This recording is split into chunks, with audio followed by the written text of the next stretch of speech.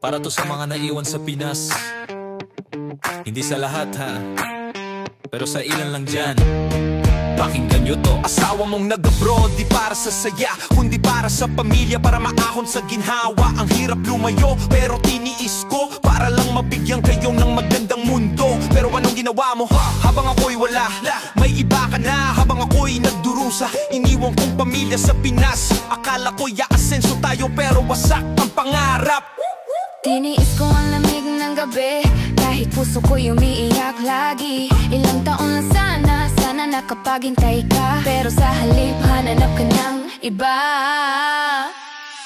Mahal kong asawa, anong ginawa mo? Imbes na tulungan ako sa bigat ng mundo, di mo ba naisip? Hirap namin dito, pagod, lungkot, laging tahimik ang gabi ko. Ang dami pa nating plano noon, para sa pamilya, para sa ating hamon. Ako'y nagpunta sa malayong bansa para umasenso, pero iba pala ang ginawa mo.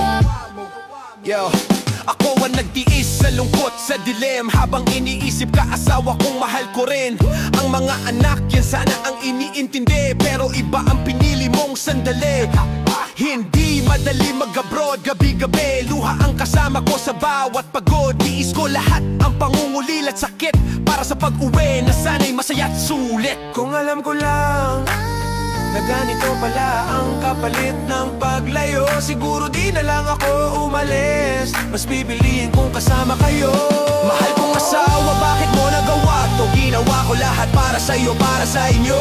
Ang pangarap nating buo ngayon'y gumuho, habang ako'y malayo, puso ko'y ginubo. Ang dami nating plano, mga pangarap sa buhay, pero dahil sa'yo lahat ay nawalay. Kung sana di na lang ako umalis ng bansa, buo pa sana ang pamilyang iniwan ko sa Pinas. Sa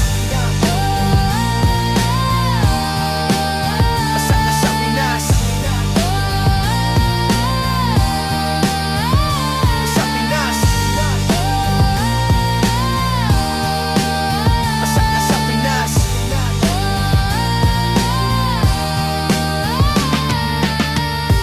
Para sa lahat ng OFW, hindi lang pera ang pinapadala namin, pati puso namin.